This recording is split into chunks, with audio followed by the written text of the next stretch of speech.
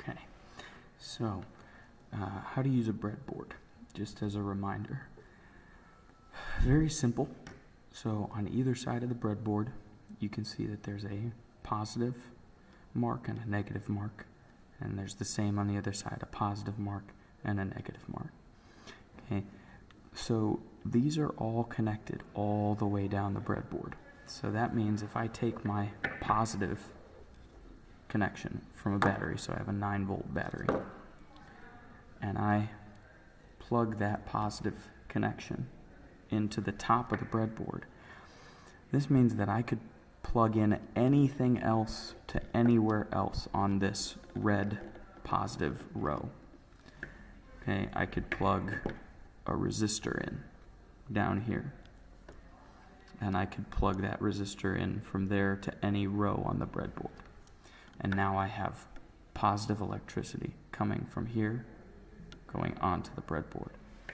And the same thing works if I take my negative connection and I put it anywhere on the negative row.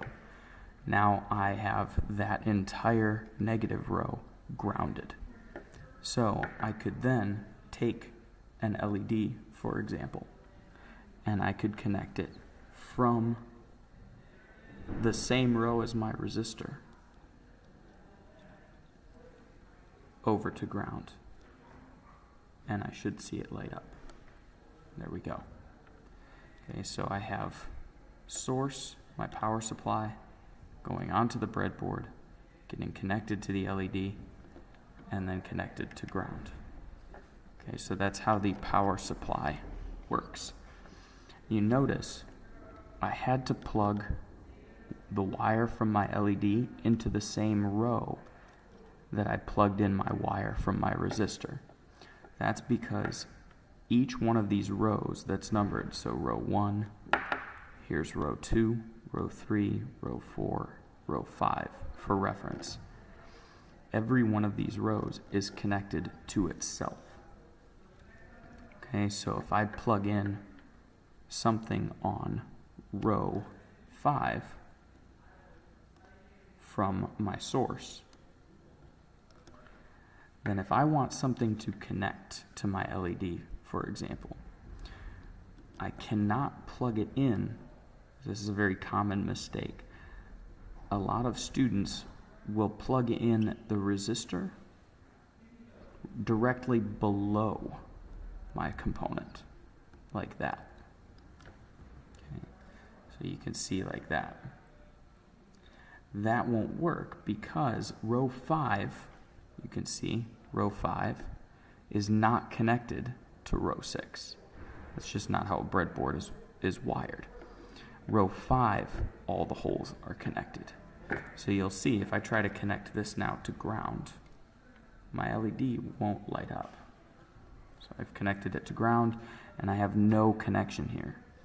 Well, that's because those two are not actually connected. There's two ways to solve this. I could take my resistor and instead of putting it on row 6, I could connect it to row 5. Or I could use my wires and I could make a connection between those two rows. So what I'm going to do is I'm going to take a wire and I'm going to plug it into any one of the holes on row 6. And then I need to bend it and make it connect to row 5. And I should see my LED light up. There we go. That works now because row 5 and row 6 are connected to each other by this wire. Okay? So that's your basic introduction to how a breadboard works.